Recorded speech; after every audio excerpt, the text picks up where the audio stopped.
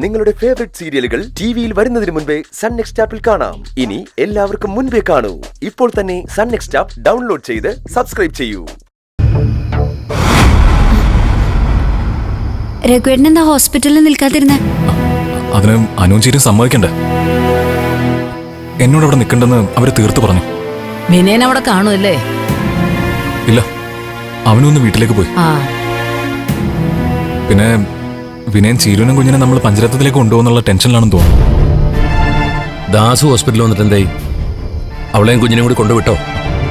ആ കാര്യങ്ങള് അമ്മാവനോടും അമ്പിളിയോടും ഇപ്പൊ തന്നെ ഒന്ന് പറയാൻ വേണ്ടിയിട്ടാ അനുവും ചീരുവും എന്നെ നിർബന്ധിച്ചിങ്ങോട്ടേക്ക് അയച്ചേ.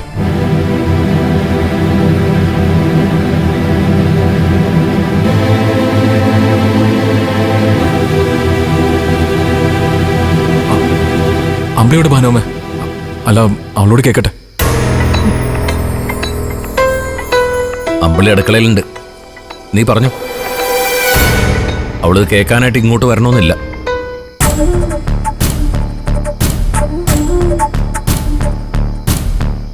അച്ഛനറിഞ്ഞാ പോരെ രഘുവേട്ടാ?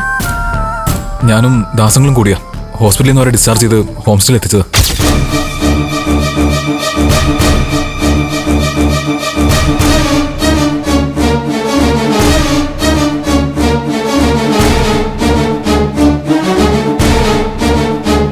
അതുകൊണ്ട് ഈ ഹോം സ്റ്റേയുടെ കാര്യത്തിലടക്കം ആമയുടെയും കുഞ്ഞിൻ്റെയും എല്ലാ ഉത്തരവാദിത്തങ്ങളും ഞാൻ ഏറ്റെടുക്കണം.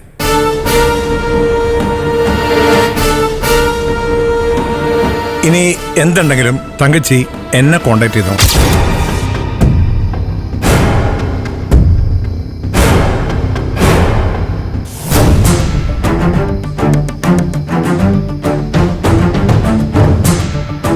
ഇനി ഞാൻ അവരെ കാണാനോ സഹായിക്കാനോ ഒന്നും പോകുന്നില്ല.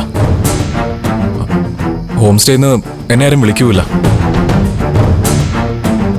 ആമയും കുഞ്ഞും അവിടുന്ന് പോകുന്നവരെ ദാസങ്ങൾ പറ്റാവുന്ന സഹായമൊക്കെ അവർക്ക് ചെയ്യും.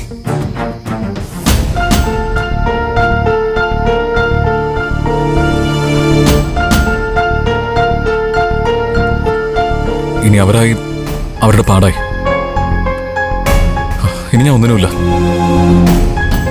എന്റെ ജോലി, എന്റെ വീട്, എന്റെ കുടുംബം, അതിലൊതുങ്ങാൻ ഞാൻ തയ്യാറാ.